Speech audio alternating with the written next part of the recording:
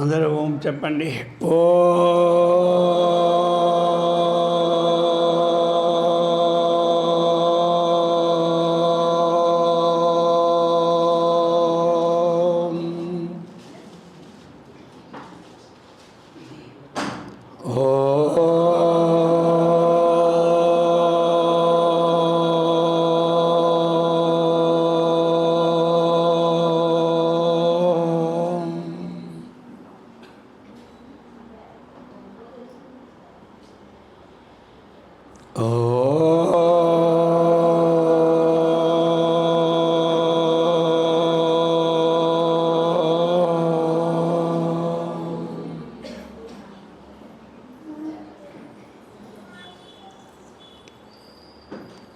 ఓం గురుర్బ్రహ్మా గురుర్విష్ణుః గురుర్దేవో మహేశ్వరః గురు సాక్షాత్ పరబ్రహ్మ తస్మై శ్రీ గురవే నమః.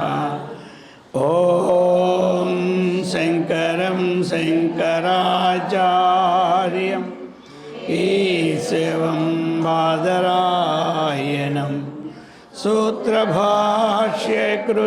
వందే భగవంతో పునః పునః. ఓం యుక్తాహార విహారాయ వివిక్తస్థలవాసినే మలయాలయతీంద్రాయ బ్రహ్మనిష్టాయ తే నమః.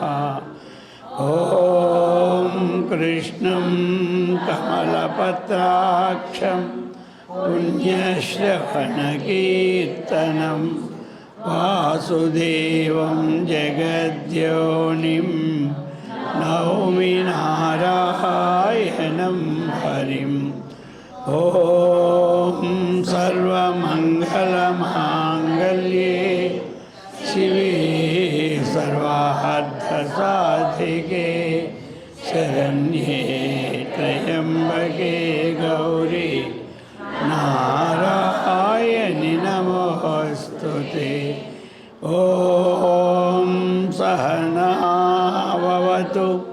సహనౌ భునక్తు సహ వీర్యం కరవావహై తేజస్వినావధీతమస్తు మా విద్విషావహై.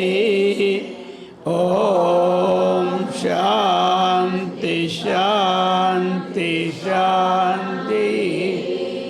హరి ఓం తత్సత్. ఓం అంబ పరమేశ్వరి అఖిలాండేశ్వరి అంబ పరమేశ్వరి అఖిలాండేశ్వరి ఆది పరాశక్తి పాలయ మాం. శ్రీ భువనేశ్వరి రాజరాజేశ్వరి ఆనందరూపిణి పాలయ మాం.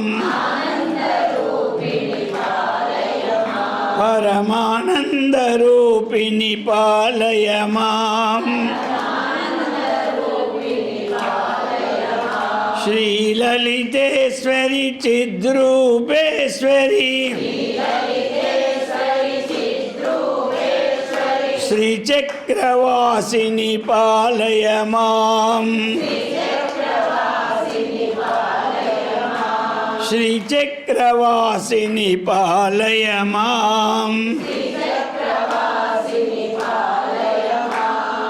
అంబ పరమేశ్వరి అఖిలాండేశ్వరి అంబ పరమేశ్వరి అఖిలాండేశ్వరి ఆది పరాశక్తి పాలయ మాం. ఆది పరాశక్తి పాలయ మాం.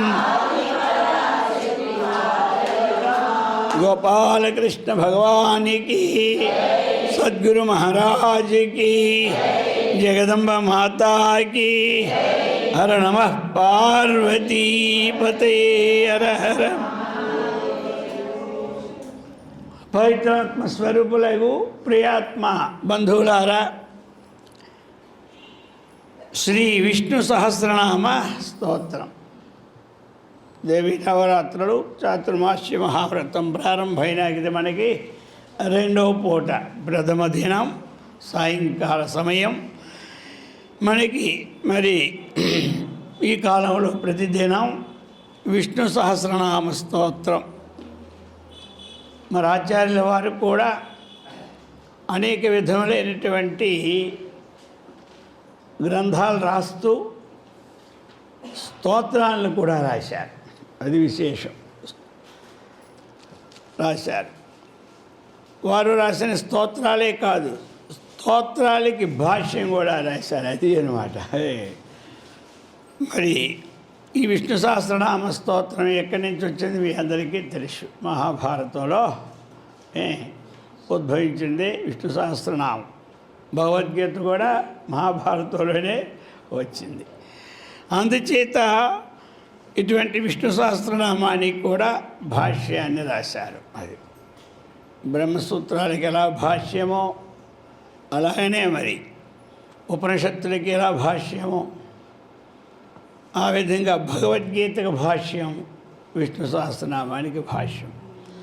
మరి అటువంటి విష్ణు సహస్రనామ భాష్యంలో ఉన్నటువంటి విషయాలను చక్కగా తీసుకొని విష్ణు సేవానంద స్వాముల వారు అది ఆ భాష్యంలో ఉన్నటువంటి పదాలన్నీ చక్కగా విశ్లేషణ చేసుకుంటూ మరి అందరికీ సులభంగా అర్థమయ్యేటట్టు గ్రంథాన్ని నిర్మించారన్నమాట. అందుచేత అది ఆ గ్రంథాలు మన విష్ణుస్వామి నిర్మించడం అన్నమాట. అర్థమైందా? అవి మరి ఆ గ్రంథాలపై అందులో 3 ఉన్నాయి మీకు ఇచ్చిన గ్రంథంలో. ఒకటి విష్ణు సహస్రనామం, 2 లలితా సహస్రనామం, 3 భగవద్గీత. 3టికి అందులో తాత్పర్యాలు ఉన్నాయి. లలితా సహస్రనామాన్ని కూడా అనేక లలిత భాష్యాన్ని చూసి అది రాశారు. విష్ణు సహస్రనామానికి ఈ భాష్యాన్ని చూసుకొని ఈ పదాల సంయోగం అందులో చేశారు. అందుచేత అటువంటి విష్ణు సహస్రనామ స్తోత్రం మనకి ఇప్పుడు ప్రారంభం కానున్నది. అందులో మొట్టమొదట శంకరాచార్య ఇది రాసిన ముందు ఆ భగవంతుణ్ణి చక్కగా మంగళాన్ని ఆయన స్మరించుకుంటూ రాస్తారు. అందులో సచ్చిదానందరూపాయ కృష్ణాయ క్లిష్టకారిణే నమో వేదాంతవేద్యాయ గురవే బుద్ధిసాక్షిణే కృష్ణద్వైపాయనం వ్యాసం సర్వలోకహితే రతం వేదాబ్జభాస్కరం వందే క్షమాదినిలయం మునిం సహస్రమూర్తే పురుషోత్తమస్య సహస్రనేత్రాననపాదబాహో సహస్రనామ్నాం స్తవనం ప్రశస్తం నిరుచ్యతే జన్మజరాదిశాంత్యైః. ప్రార్థనలో సచ్చిదానందరూపాయ కృష్ణాయ అక్లిష్టకారిణే నమో వేదాంతవేద్యాయ గురవే బుద్ధిసాక్షిణే. సచ్చిదానంద రూపాయ ప్రార్థన ఎవరికి? సచ్చిదానంద రూపుడు, సత్తు చిత్తు ఆనంద రూపు. ఈ 3 విశేషణాలు దేనికి వర్తిస్తాయి అంటే ఆత్మకి వర్తిస్తాయి. ఆత్మ సత్తు, చిత్తు ఆనందం. సత్తు అంటే ఉన్నది, చిత్తు అంటే ప్రకాశమానమైనటువంటిది, అద్వైత జ్ఞానస్వరూపమైనటువంటిది. మరి అది ఏమిటి? ఆనందాన్ని ఇచ్చేదే కానీ దుఃఖాన్ని ఇచ్చేది కాదు. అటువంటిది, అటువంటి స్వరూపంతో ఉన్నటువంటి కృష్ణాయ ఆ శ్రీకృష్ణ పరమాత్మ కూడా ఎలాంటి వాడు? సచ్చిదానంద స్వరూపుడు. ఇంకేమిటి? అక్లిష్టకారిణే. ఆ అక్లిష్టం అక్లిష్టం, క్లిష్టాక్లిష్టం అన్నమాట. కాబట్టి అక్లిష్టకారిణే. క్లిష్టం అంటే ఏమిటి? ఒక సమస్యలతో కూడింది, కష్టంతో కూడింది, యాత్రతో కూడింది, దాన్ని ఏమంటారు? క్లిష్టం అంటారు. ఇవి లేని దాన్ని ఏమంటారు? అక్లిష్టం. అటువంటి అక్కడ ఏది దాని ఎందు లేవన్నమాట. అటువంటిది. నమో వేదాంత వేద్యాయ గురవే బుద్ధి సాక్షినే. వేదాంత వేద్యాయ గురవే, అతని బుద్ధి సాక్షినే. వేదాంత వేద్యాయ గురువు కొరకు నమస్కారం. అటువంటి పరమాత్మ ఏమిటి? బుద్ధికి సాక్షి. పరమాత్మ దేనికి సాక్షి అంటే బుద్ధికి సాక్షి. ఎందుకు? బుద్ధి అన్నటువంటిదే నిత్యాత్మకం చేస్తుంది అన్ని విషయాలు. దానికి కూడా అది సాక్షే. నిత్యానికి సాక్షే, అనిత్యానికి సాక్షి. అటువంటి సాక్షి స్వరూపమైనటువంటిది. అయితే వేదాంత వేద్యాయ, మరి ఎలాగ తెలుస్తుంది అంటే వేదాంతం ద్వారానే తెలిసినటువంటి సచ్చిదానంద స్వరూప పరమాత్మ తెలియాలంటే వేదాంతం ద్వారానే తెలుస్తుంది. మరి అటువంటి గురువు అన్నమాట పరమాత్మ. అందరికీ ఆయనే అసలు గురువు. అటువంటి గురువు కొరకు నమస్కారం చేస్తున్నాను అని. ఇక అలాగనే కృష్ణద్వైపాయనం వ్యాసం సర్వలోకహితేరతం వేదాబ్జ భాస్కరం వందే శమాధి నిలయం మునిం. కృష్ణద్వైపాయనం వ్యాసం, కృష్ణద్వీపం. ఆ ద్వీపంలో జన్మించినటువంటి వాడు కాబట్టి కృష్ణద్వైపాయనం అని పేరు వచ్చేసింది. అటువంటి వ్యాసుడు అతను ఎలాంటి వాడు? సర్వలోకహితేరతం. సర్వలోకహితేరతం, సమస్త లోకానికి ఈ హితము చెయ్యాలని రత ఆసక్తితో కూడుకున్నటువంటి వాడు ఎవరు? వ్యాస భగవానుడు. వ్యాసోచ్ఛిష్టం జగత్సర్వం అంటారు. వ్యాసుడు ఉచ్ఛిష్టమే ఈ వేదాంత శాస్త్రాలన్నీ. ఎందుకంటే అది అన్నీ రాసేవాడు. మహాభారతాన్ని రాసేవాడు ఆయనే. భాగవతాన్ని స్కందాలన్నీ 12 స్కందాలు రాసేవాడు ఆయనే. ఈ ప్రకారముగా మరి భగవద్గీత రాసేవాడు ఆయనే. అయ్యో విష్ణు సహస్రనామం చేసి రాసేవాడు ఆయనే. అందుచేత ఇవన్నీ కూడా భారతం అంతా ఆయన దేవుడు అందులోనే ఉన్నాయి ఇవన్నీ. అటువంటి వేదాబ్జ భాస్కరం, ఆ వేద కమలాలని ప్రకాశింపచేసేవాడు అన్నమాట. వేదమే కమలముగా ఉన్నటువంటి ఆ కమలాన్ని చక్కగా ముకులించి పడిపోకుండా దాన్ని ప్రకాశింపజేసేవాడు. ముకులించితే కమలం ఏమందం ఉంటుంది? అటువంటి వేదాలని విడదీసి అందరికీ సులభ సాధ్యమైన మార్గంలో అటువంటి ప్రకాశింపచేసేవాడు. కాబట్టి ఇంకా సమాధి నిలయం మునిం వందే. ఇక శమం, సమాధి, శమ, దమ, ఉపరతి, స్థితిక్ష, శ్రద్ధ, సమాధానమని వీటికి అటువంటి నిలయం. అవన్నీ కూడా ఆయనకి లక్ష్మీ నిలయం, సరస్వతి నిలయం పేరు పెట్టుకుంటాం కదా. ఆయనే సమాధి నిలయం, ఆయన హృదయం. అది చెప్తా. అటువంటి మునిం వందే, నమస్కారం చేస్తూ ఉన్నాను అని చెప్తున్నారు. సహస్రమూర్తే పురుషోత్తమస్యాం సహస్రనేత్రానన పాదబాహో.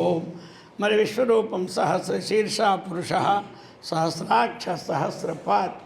ఆ యొక్క విశ్వరూప స్వరూపంతో ఉన్నటువంటి సహస్రనామ్నాం స్తవనం ప్రశస్తం. అటువంటి ఈ సహస్రనామ విష్ణు సహస్రనామ స్తోత్రం చాలా ప్రశస్తమైనటువంటి గ్రంథం ఇది. మరేమిటి అయ్యా దీనివల్ల? జన్మ జరాది శాంతి నిరుచ్యతే.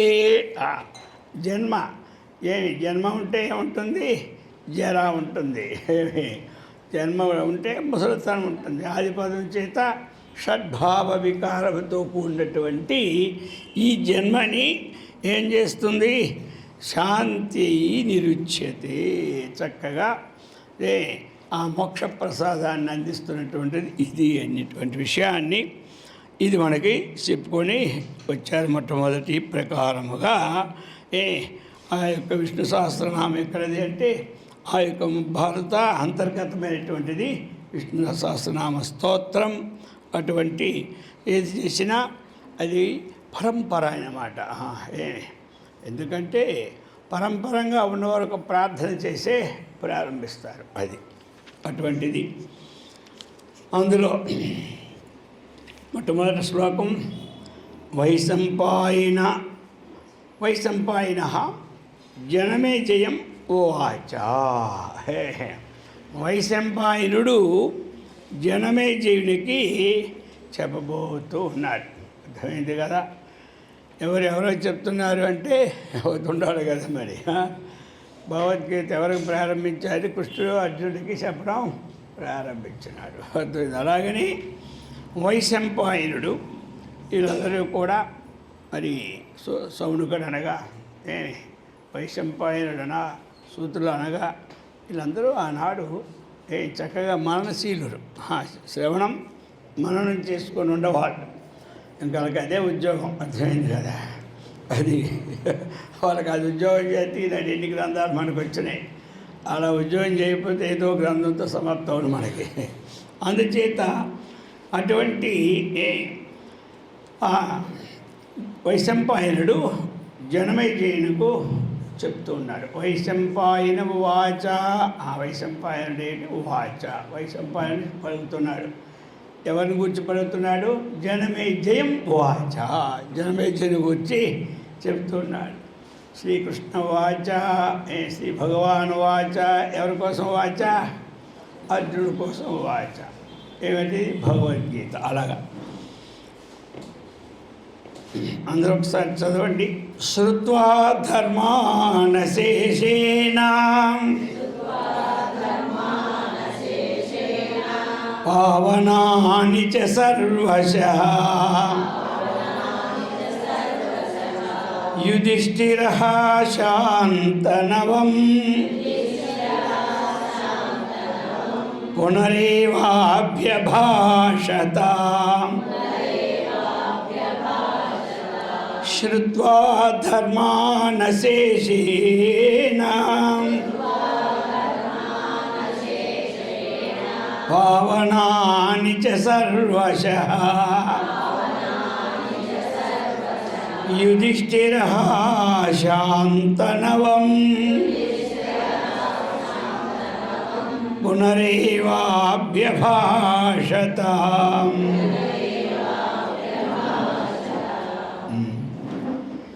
చెప్తున్నారు ఇప్పుడు ఏమి? శ్రుత్వా ధర్మాన్ అశేషేణ పావనాని చ సర్వశః యుధిష్ఠిరః శాంతనవం పునరేవ అభ్యభాషత. యుధిష్ఠిరుడు అంటే ఎవరో మీకు తెలుసు. ధర్మరాజు. యుద్ధమునందు స్థిరముగా నిలిచినటువంటి వాడిని ఏమంటాడు? యుధి అంటే యుద్ధం, యుద్ధ స్థలమునందు. యుధిష్ఠిర అంటే ఏమిటి? స్థాగత నివృత్తి. ఇటు అటు అని వచ్చినవాడు పారిపోతే వాడిని యుధిష్ఠిరుడు అనడనమాట. వచ్చినవాడు నిలబడితే అది అనమాట. అందుచేత స్థిరంగా ఉంటాడు. అటువంటి వాడు యుధిష్ఠిరుడు. అది చెప్తున్నారు. ఇక్కడ మనకి అటువంటి ఏమి యుధిష్ఠిరుడు ఏమని, ఏది ధర్మము, ఏది అధర్మము, ఏది మోక్ష సాధనము, ఇటువంటి విషయాలని, ఈ రహస్యాలన్నీ కూడా భీష్ముడు వలన వినవల్లని కుతూహలముతో అది అక్కడ యుధిష్ఠిరుడికి అక్కడ భీష్ముడికి జరిగినటువంటి సంవాదం. అది మళ్ళీ కొంతకాలం పోయిన తరువాత ఈ జనమేజయుడికి వైశంపాయనుడు చెప్పినటువంటి ఇది అన్నమాట. అర్థమైంది కదా. అటువంటి చెప్తున్నారు. అందుకని ఇక్కడ ప్రశ్నిస్తూ యుధిష్ఠిరుడు ఈ విధంగా భీష్ముడి ద్వారా ఏదైతే అడిగి తెలుసుకున్నాడో, ఆ భీష్ముడు ఏం చెప్పాడో అదే వైశంపాయనుడు ఇక్కడ జనమేజయుడికి చెప్తూ ఉన్నాడు. అది ఏమడిగాడయా అంటే, శ్రుత్వా ధర్మాన్ అశేషేణ. అశేషేణ, అశేషం అంటే ఏమిటి? శేషము అంటే మిగిలి ఉండడం, అశేషం అంటే మిగలకుండా ఉండడం. ఏది మిగిలితే సంపూర్ణం అనిపించుకోదు. అది అందుచేత సమస్తం అన్నమాట. అశేషాన్ని అంటే సమస్తము, సంపూర్ణము అని.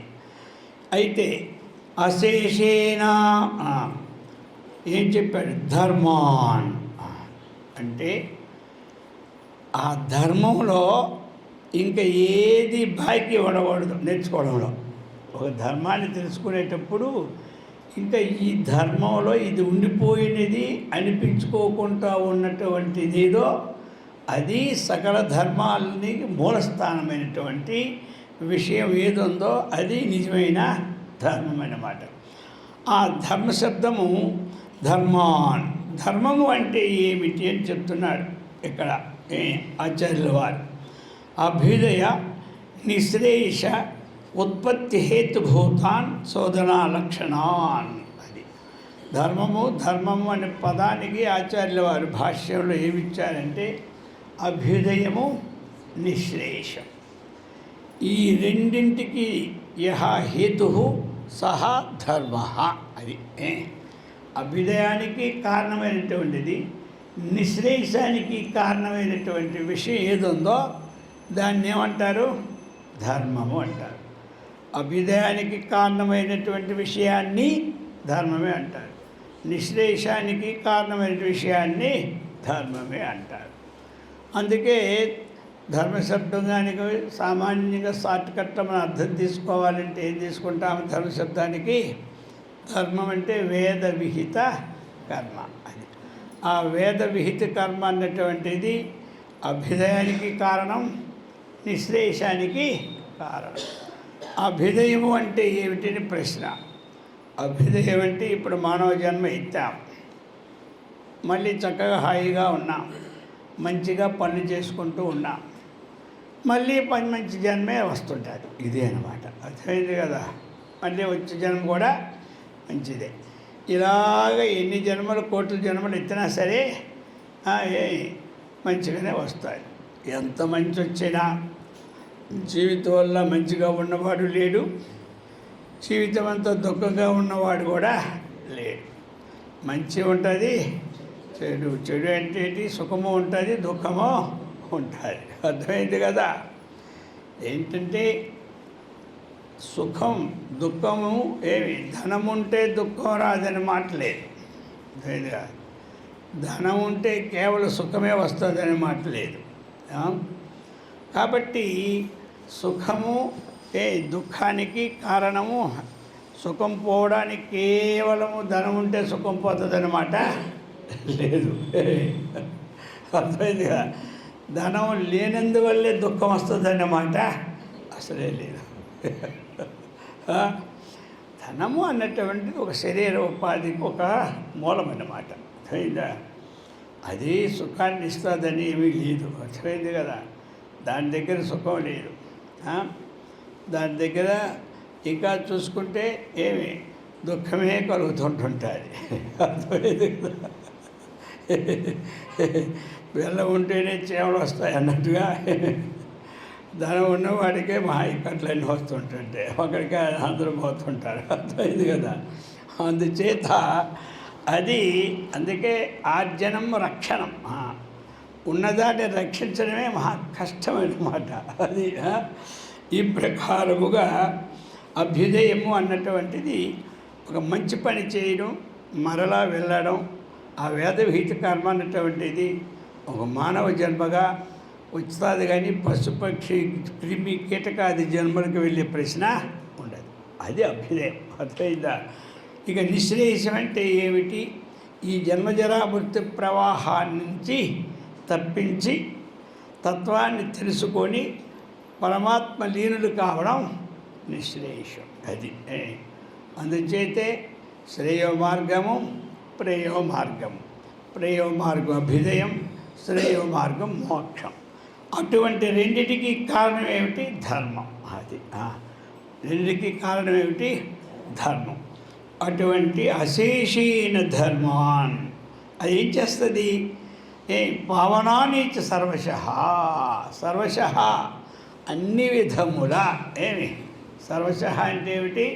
అన్ని విధముల, ఏ ప్రకారముగానైనాను ఈ ధర్మం అన్నటువంటిది మానవుణ్ణి పావనం చేస్తుంది అన్నమాట. అది ఈ ధర్మం మానవుణ్ణి పావనం చేస్తూ ఉన్నది. పావనాని చ ధర్మాని. కాబట్టి అటువంటి అది చెప్తూ ఉన్నారు. పావనాని అంటే ఏమిటి? అది పాపక్షయ కర్మాని ధర్మరహస్యాన్ని చ. ఇది పాపక్షయాన్ని కూడా మన ధర్మ ఆచరణలో పాపము నష్టమైపోతాయి. ఎవరు ధర్మాన్ని చక్కగా వేదవిహితమైన కర్మను ఆచరిస్తుంటారో వారికి ఏమవుతుంది? పాపము కూడా పోతుంది. అది చెప్తున్నాడు. ఈ విధంగా సర్వశః సర్వప్రకారై శ్రుత్వా యుధిష్ఠిరః ధర్మపుత్రః శాంతనవం. శాంతనవం అంటే ఏంటి? శంతనం అనుసుతం భీష్మం. భీష్ముడు ఎవరి కొడుకు? శంతనుడు కొడుకు. అది శాంతనవం అంటే శంతనుడు కొడుకు అయినటువంటి భీష్మం. భీష్ముణ్ణి సకల పురుషార్థ సాధనం సుఖ సంపాద్యం అల్ప ప్రయాసం అనల్పం అని ఇది కృత్వా పునఃభూయ ఏవ అభ్యభాషత ప్రశ్నం కృతవాన్. కాబట్టి పునరేవ అభ్యభాషత. ఇక్కడ ఈ శ్లోకంలో ఉన్నటువంటి తాత్పర్యం ఏమవుతుంది? ఏది అయితే ధర్మం ఉందో, ఏ ధర్మాన్ని అయితే మనం వింటే మన మనుష్యుడు పావనము అవుతారో, అలాగనే అభ్యుదయాన్ని నిశ్రేయసాన్ని పొందుతారో అటువంటి ఉపాయాన్ని నాకు చెప్పాలి అన్నటువంటి విషయం ఇందులో ఉన్న విషయం. ఆ విషయాన్ని చెప్తూ ఉన్నారు ఇప్పుడు. యుధిష్ఠిర ఉవాచ కిమేకం దైవతం లోకే కిం వాప్యేకం పరాయణం స్తువంతః కం కమర్ఛन्तః ప్రాప్నుయుర్మానవా శుభం. కిమేకం దైవతం లోకే కిం వాప్యేకం పరాయణం స్తువంతః కం కమర్ఛन्तః ప్రాప్నుయుర్మానవా శుభం. చెప్తున్నారు ఇక్కడ ప్రశ్న అన్నమాట ఇది. కిం ఏకం దైవతం. ఇప్పుడు మనకి ఏకం దైవతం కిం ఎవరు? అదే అన్నమాట. లోకంలో దేవతలందరూ ఉన్నారు అనేకమంది, కానీ ఏకం దైవతం కిం, ఒకే ఒక దైవం ఎవరు? అది కిమేకం దైవతం లోకే. లోకమునందు కిం ఏకం దైవతం, ఒకే ఒక్క దేవుడు ఎవరు? అన్ని దేవతలకి దేవాది దేవుడు ఎవరు? కిం వాపి కిం వా, మరలా కూడా వికల్పంగా మరలా కూడా ఏమిటి? ఏకం పరాయణం. ఎవరు? పర ప్లస్ అయినం పరాయణం. కాబట్టి ఉత్కృష్టమైనటువంటి స్థానం లోకంలో ఏమిటి? ఉత్కృష్టమైనటువంటి స్థానం అనేది లోకంలో ఏమిటి? స్తువంతః కం. ఎవరిని చక్కగా స్తువంతః స్తోత్రము చేయాలి. స్తోత్రం చేయదగిన వారు ఎవరు లోకంలో? స్తోత్రం చక్కగా చేయవలసిన వారు ఎవరు? అదే కాదు, అర్చంతః కం. స్తోత్రం అంటే ఏమిటి? మనం నోటితో చదువుకోవడం. అర్చంత అంటే ఏంటి? అర్చన చేయడం, భగవంతుణ్ణి ఓం కేశవాయ నమః, ఓం నారాయణాయ నమః అంటే ఏమిటి? అర్చన అయిపోయింది. అందుచేత కమ్మర్చంత, ఎవరిని మనం అర్చన చేస్తే, ఎవరిని మనం స్తోత్రం చేస్తే, ఎవరికంటే ఇంకొకటి లేదని పరాయణం అతడే స్థానము కలిగిన వాడిగా భావిస్తూ ఉంటే, కిమేకం దైవతం, లోకములో దైవతం ఏది అటువంటి తెలుసుకుంటే, దీనికోసం అయ్యాగా ప్రాప్నుయుర్మానవా శుభం, ఆ మానవుడు శుభమైనటువంటి స్థితిని పొందుతాడో ఆ విషయం తెలియపరచమంటున్నాడు. అర్థమైందా? మానవుడు ఎలాగ పొందుతాడు అన్న విషయాన్ని చక్కగా తెలియపరచమంటున్నారు. కాబట్టి ఎవరిని మనం అర్చన చేస్తే, లేకపోతే ఎవరిని స్తోత్రం చేస్తే, ఎవరు మనకి ఇంకా నీవే తప్పై తప్పరం పెనుగొనేటువంటి విధానంగా భావించుకొని ఉండాలో, కాబట్టి ఏ దేవత లోకములో గొప్పదో అటువంటి విషయాన్ని నాకు తెలియపరచాలి అన్నటువంటి విషయం అతడు భీష్ముడిని అడిగాడన్నమాట. ఎవరు? ధర్మరాజు. అది చెప్తూ ఉన్నారు ఇందులోనూ. అందుచేత ఈ ప్రకారముగా ఏమి శంకరుల వారు దీంట్లో కొన్ని రాసుకొచ్చారన్నమాట. ముందుకు వెళ్దాం. ఇక మూడవది శ్లోకంలో, కో ధర్మ సర్వధర్మాణం భవతః పరమో మతః కిం జపన్ముచ్యతే జంతుః జన్మ సంసార బంధనాత్. ఇవన్నీ వరుసగా ప్రశ్నలు. ఇప్పుడు అర్థమైంది కదా, సమాధానాలన్నీ వస్తాయి. ముందు భగవద్గీత అష్టమాధ్యాయం ఉంది. కిం తద్బ్రహ్మ కిమధ్యాత్మం కిం కర్మ పురుషోత్తమ అధిహోత్తంచ కిం ప్రోక్తం అది దైవజ్ఞముచ్యతే అది యజ్ఞ కథంకోత్ర అస్మిన్ ఉపకారిణి. అది అలాగనే ఇక్కడ కో ధర్మ సర్వధర్మాణం భవతః పరమో మతః, అది కిం జపన్ముచ్యతే జంతుః జన్మ సంసార బంధనాత్. సర్వధర్మాణం ధర్మక హక్కో. దేవతల్లో ఎవరు గొప్ప అని అడుగుతున్నాడు. ఏ దేవతలని? ధర్మాల్లో ఏ ధర్మం ఇప్పుడు మనం తీసుకోవాలి? కో ధర్మ సర్వధర్మాణం. అయితే అది భవతః తమ యొక్క పరమోమత కో ధర్మ సర్వధర్మాణం అంటున్నాడు ఇక్కడ. ఆయన ఏమంటున్నాడు? భవతః నీ యొక్క, నీకు ఏమి పరమో మత, గొప్పదైనటువంటి నీకు సమ్మతమైనటువంటి అభిప్రాయం. పరమో మత నీకు గొప్పదైనటువంటిది, మీకు చాలా సమ్మతమైనటువంటిది. అన్ని ధర్మాల్లో ఏ ధర్మం గొప్పదో చెప్పమంటున్నారు. అర్థమైంది కదా? ధర్మాలు పుట్టలు ఉంటాయి మనకి, అడుగడుకో ధర్మమే. ఏమి క్షణానికి ధర్మమే. కాబట్టి ప్రతివాడు అంటే నీ ధర్మమేనా, నీ ధర్మమేనా, ఈ పని చేసే నీ ధర్మమేనా అడుగుతూనే ఉంటాడు. ఇలా ఉండడం నీ ధర్మమేనా, ఇలా తినడం నీ ధర్మమేనా, ఏదో వస్తూనే ఉంటుంటాయి. అందుకని అందులో సర్వధర్మాణం కో ధర్మ భవతః పరమో మతః అన్నాడు. మీకు ఇష్టమైనటువంటిది ఏమిటి? ఎందుకంటే మీ లైఫ్లో చాలా అనుభవించారు, అనేకం ఆచరించారు. కాబట్టి మీకు ఇష్టమైంది ఏమిటి చెప్పమంటాడు. అది ఎందుకంటే ఆయనకి ఇష్టం ఏదంటే ఏది గొప్పదైతే అది ఇష్టపడతాడు కదా. అందుకు మీకు ఇష్టమైంది చెప్పమంటారు. అన్నీ ఉన్నాయి కానీ మీరు చెప్పండి, మీకు ఇష్టమైన కూర ఏదో చెప్పండి అంటారు. అన్ని కూరలు ఉంటున్నా అర్థమైందా? అలాగే మీకు ఇష్టమైన ధర్మం ఏదో చెప్పండి అన్నాడు. అయితే ఇంకోటి కిం చెప్పన్ముచ్యతే, కిం చెప్పన్ముచ్యతే జంతువు. జంతువు ఈ జీవుడు ఏమిటి? కిం చెప్పన్ముచ్యతే, ఏ జపం చేసి ముచ్యతే మోక్షాన్ని పొందుతున్నాడో, కర్మబంధాన్ని నుంచి విడవడుతున్నాడో అది. కాబట్టి జన్మ సంసార బంధనాత్తు జంతు కిం జపన్ముచ్యతే. జన్మ సంసార బంధనాత్ అర్థమైంది కదా. ఈ జన్మ అంటే జన్మను బట్టి ఏం తీసుకోవాలి? జన్మము మరణము. అర్థమైంది కదా.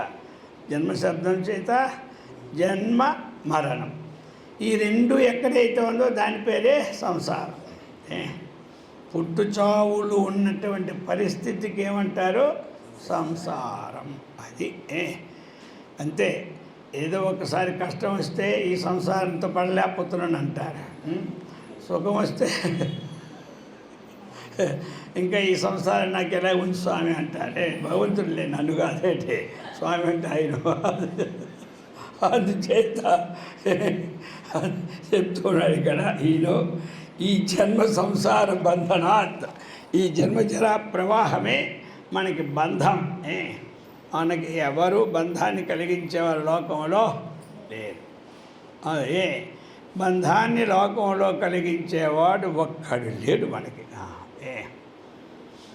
మనకి మనమే బంధించుకుంటున్నాం. సాలిపురుగు తనకు తానే కూరళ్ళు కొలుచుకున్నట్టుగా మనకి మనమే బంధాన్ని కలిగించుకుంటున్నాం. అటువంటి జన్మ సంసార బంధనాత్తు ఈ జంతు జీవుడు ఏమి కిం జపన్ముచ్యతే, ఏది జపిస్తే ఈ జన్మ సంసార బంధం ముచ్యతే, ముచ్చులు మోక్షనే విడుబడుచున్నాడో. అర్థమైంది కదా.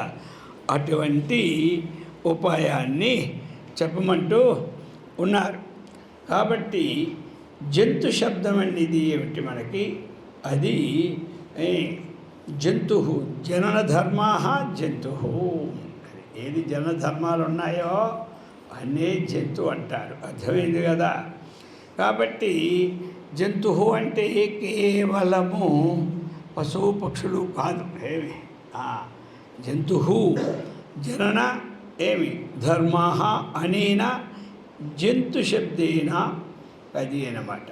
అందుచేత ఏది జనన మరణం దేనికి ఉంటుందో దాన్నే జంతు అంటారు. అందుకే జంతువునాం నరజన్మ దుర్లభం. జనన మరణాలతో కూడినటువంటి జీవులలో ఏదయ్యా గొప్పదంటే నరజన్మ గొప్పది. అటువంటి జంతువు కిం జపన్ముచ్యతే, ఏది చక్కగా తెలుసుకొని ఆచరిస్తే ముచ్యతే మోక్షాన్ని పొందుతున్నాడో, బంధం నుండి విడుబడుచున్నాడో అది చెప్పమంటూ ఉన్నాడనమాట. కాబట్టి ఈ ప్రకారముగా జన్మ సంసార బంధనాత్. కాబట్టి ఈ జన్మం అనేది మనకు రావడానికి ఏమిటి? కాబట్టి శంకరాచార్య అంటున్నారు, అజ్ఞాన విజృంభితానాం అవిద్యా కార్యాణం ఉపలక్షణం సంసార అవిద్య. సంసారం అంటే అవిద్యయే దానికి మూల కారణం. సంసారానికి మూల కారణం ఏమిటి? అవిద్యయే. జన్మ ప్రవాహనే మూల కారణం ఏమిటి? అవిద్యయే. అవిద్యా నాశో మోక్ష అని మనకి సకల స్థుతులు కూడా చెప్తూనే ఉన్నాయి. అవిద్యానాశ మోక్ష. అందుచేత ఈ ప్రకారముగా ఒక 6 ప్రశ్నలని వేశారు అతను. కాబట్టి జన్మ సంసార బంధనాత్ ఇది ఉపలక్షణం చెప్పుకొచ్చారు. ఇక శ్రీ భీష్మం ఉత్తరం వాచ. ఇక భీష్ముడు ఇప్పుడు సమాధానం చెప్పబోతూ ఉన్నాడు. ఏమని? 4వ శ్లోకంలో మంత్రంలో జగత్ప్రభుం దేవదేవం అనంతం పురుషోత్తమం స్తువన్నామ సహస్రేణ పురుషః సతతోత్థితః. అయా జగత్ప్రభుం దేవదేవం అనంతం పురుషోత్తమం స్తువన్ నామ సహస్రేణ పురుషః సతత ఉత్థితః. ఇప్పుడు ఈ ప్రశ్నలో ఇక సమాధానాలు ఇస్తున్నాయి. జగత్ప్రభుం దేవదేవం అనంతం పురుషోత్తమ స్థువన్. అది స్థువన్ ఎవరినైనా స్తుతించాలి మనం అంటే చెప్తున్నా జగత్ ప్రభుం, జగత ప్రభు జగత్ ప్రభు అది అనమాట. కాబట్టి ప్రకర్షేణ భువన ఈ ప్రపంచాన్ని పాలించేవాడే, బాగుగా పాలించేవాడే ప్రభు అంటారు. అర్థమైంది కదా. కాబట్టి బాగుగా ఎవడు పాలిస్తే వాడిని ఏమంటారు? ప్రభువు అంటారు. అయితే అతడి జగత్తునే చక్కగా పాలించేవాడు జగత్. అందుకే జగత్ ప్రభుం దేవదేవం అనంతం, దేవానాం దేవ దేవదేవ, దేవానాం దేవ, ఈ దేవతలందరికీ దేవుడు అతడు. ఇంకా అలాంటి అతడికి ఏమైనా అంతం ఉందా అంటే అంతం లేదు. దేవాది దేవుడా అంతమైనకి లేదు. అంతం ఉంటే అతడు దేవుడే కాదు. అంతం లేకపోయిన వాడే దేవుడు అన్నమాట. అంతం ఉంటే వాడు దేవుడు కాడు. కాబట్టి అతను ఎవడు? పురుషోత్తమం, పురుషాణం ఉత్తమం పురుషోత్తమం. అటువంటి పురుషోత్తముడు అతన్ని స్తువన్నామ సహస్రేణ, అటువంటి వాని యొక్క సహస్రనామాన్ని చక్కగా పురుష సతత ఉత్థిత, ఎల్లప్పుడూ కూడా అటువంటి దేవాది దేవుడైనటువంటి ఆ యొక్క వ్యాపక స్వరూపుడైనటువంటి ఆ విష్ణుమూర్తి యొక్క అది ముందు చెప్పబోతాడు పేరు. అటువంటి వాణ్ణి యొక్క స్తోత్రాన్ని సతత ఎల్లప్పుడూ ఎవరైతే చదువుకుంటారో వారు ఏమవుతారు? ఈ సంసార బంధము నుండి విముక్తి చెందుతారు. అది పక్క స్తవన్. రెండో చెప్పబోతున్నారు ఇప్పుడు మళ్ళీ. తమేవ చార్చయ నిత్యం భక్త్యా పురుషమవ్యయం ధ్యాయన్ స్తువన్ నమస్యంచ యజమానంతమేవ చ.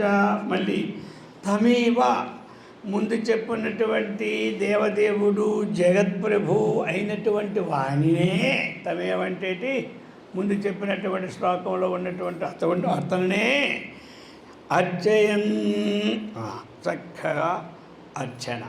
అర్చన అంటే ఏమిటి?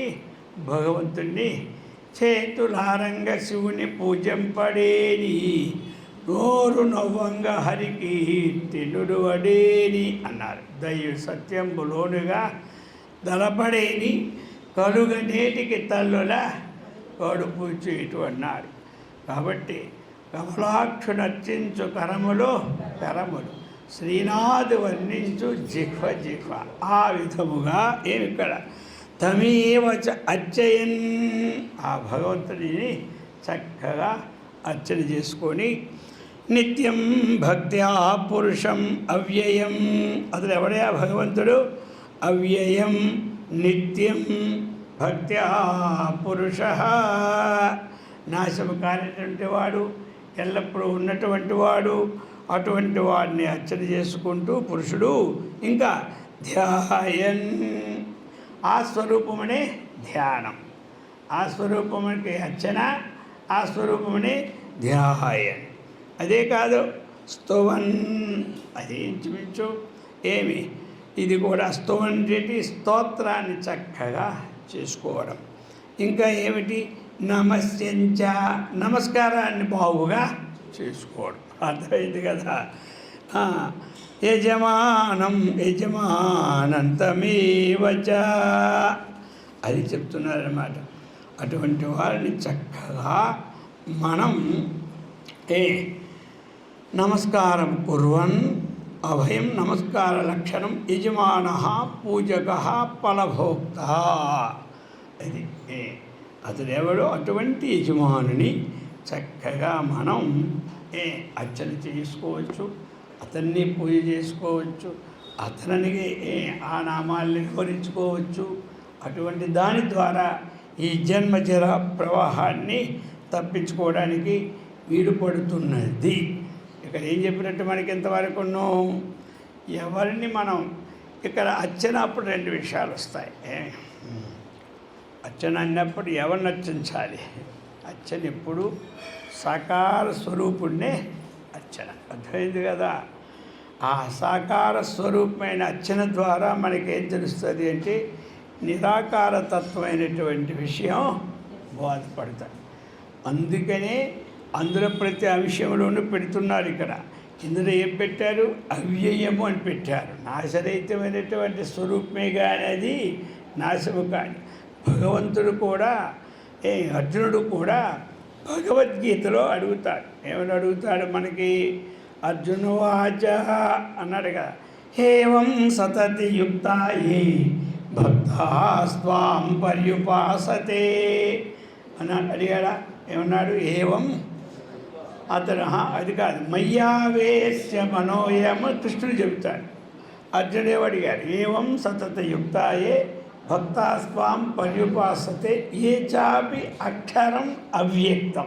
రెండు అక్కడ తేషాంకే యోగవిత్తమః. ఇక్కడ ఏమిటంటే ఒకటి నీ స్వరూపమును చూసి నిన్నే కొలిచేవాడు గొప్పవాడా, నాశరహితమైన స్వరూపాన్ని తెలుసుకున్నవాడు గొప్పవాడు అని అడుగుతాడు. అర్థమైంది కదా? అయితే మనకి ఎలా తెలుస్తుంది మరి? నాశరహితమైనటువంటి విషయము నాశము గల స్వరూపముతోనే తెలుసుకోవాలి. అర్థమైంది కదా? నాశరహితమైన వస్తువుని నాశస్వరూపంతోనే తెలుసుకోవాలి. ఈ స్వరూపం పోయిన తర్వాత తెలుసుకోలేము. అలాగనే మనకు వచ్చినటువంటివి ఆ భగవంతుని ఎప్పుడైతే చక్కగా అర్చన చేస్తూ ఉన్నామో, ఆయన పూజ చేస్తూ ఉన్నామో, ఆయన యొక్క గుణగణాలు వర్ణించుకుంటున్నామో, అప్పుడు ఏమవుతుంది? ఆ బుద్ధి సూక్ష్మత వచ్చేస్తుంది. అర్థమైంది కదా? ఆ బుద్ధి శుద్ధమైపోతుంది. ఆ శుద్ధమైన బుద్ధి ఎప్పుడైందో అప్పుడు రెండో చెప్పింది అవ్యక్తం. ఆ అవ్యక్త స్వరూపమైనటువంటి తత్వం తెలుస్తుంది. కాబట్టి ఆదౌ సగుణమాశ్రిత్య అని చెప్పుకొచ్చారు. మొట్టమొదట సగుణ బ్రహ్మని శీలించిన వాడికే నిర్గుణ బ్రహ్మ సాక్షాత్కారం అవుతుంది. కాబట్టి అటువంటి తత్వాన్ని చక్కగా యజమాన స్వరూపుడు లోకానికి ఆయనే కాబట్టి, అతడు అంతం లేనివాడు కాబట్టి అటువంటి వాడినే అర్చన చేయమని చెప్పుకొచ్చి ఇప్పుడు ఇంకా ఇప్పుడు చెప్తున్నారు ఇందులో అనాది నిధనం విష్ణుం సర్వలోక మహేశ్వరం లోకాధ్యక్షం స్తువన్ నిత్యం సర్వదుఃఖాతిగో భవేత్. అది ఎలా? ఆ స్వరూపం ఎలాంటిది? అనాది నిధనం. అనాది నిధనం అంటే ఆది లేనటువంటి వాడు అనాది. ఆది లేని వాడిని ఏమంటారు? అనాది. అనాది నిధనం అంటే షడ్భావ వికార వర్జితం. అనాది నిధనం అంటే ఆది లేనివాడు. ఆది ఎవరికి ఉన్నదో వాడికి షడ్భావ వికారాలు ఉంటాయి. ఆది లేని వాడికి షడ్భావ వికారాలు ఉండవు. అది ఆచార్యుల వారి యొక్క భావం. అనాది నిధనం షడ్భావ వికార వర్జితం.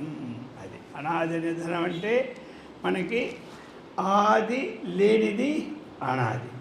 ఆది ఉన్నది అంటే ఏమైపోయింది? పుట్టడం, పెరగడం, సాగడం, మధ్యలో మళ్ళీ మూడు కలుపుకోవాలి. అర్థమైందా? అందుచేత అటువంటి ఆ యాది అనేటువంటిది ఉండాలి. ఉంటే ఏమైంది? అంతం ఉంటుంది. అంతం ఎప్పుడుందో మధ్యలో ఇవన్నీ ఉన్నాయి. బాల్య యవ్వన కౌమార వార్ధక్య వికార స్వభావాలన్నీ కూడా. అది అనాది నిధనం విష్ణుం. విష్ణుం అంటే ఎవరయ్యా విష్ణువు? వ్యాపనశీలమితి విష్ణు. విష్ణువు అంటే ఒక పేరు రూపాన్ని విష్ణు అనుకున్నాం. కానీ ఆ పేర్లు ఎలాగంటే ఉత్పత్తి అర్థంతో వాళ్ళు భావిస్తారు. వ్యాపనాత్తి విష్ణు. వ్యాపనశీలము కలిగినటువంటి స్వరూపం ఏదుందో అతన్ని ఏమంటారు? విష్ణు అంటారు. ఎక్కడ వ్యాపనము అంటే ఒక ఇంట్లోనూ ఒక ఒంటిలోనూ కాదు. ఇది ఒక ఊరిలో వ్యాపనం కాదు. ప్రపంచమంతా వ్యాపించినటువంటి వాడే విష్ణువు అన్నమాట. అది వ్యాపనశీలం విష్ణుం సర్వలోక మహేశ్వరం సర్వం లోక్యేతి ఇతి లోకః దృశ్యః వర్గౌ లోకః తస్య నియంత్రణానాం బ్రహ్మాదీనాం మునిమపి ఈశ్వరత్వాత్ సర్వలోకమహేశ్వరః. ఇతడు ఎలాంటి వాడు? సర్వలోకమహేశ్వరం, సర్వలోకానికి ఏమి శాసించినటువంటి శాసనకర్త. మహా ఈశ్వరం అంటే గొప్పదైనటువంటి సమస్త లోకాన్ని కూడా ఏమి శాసించినటువంటి వాడు.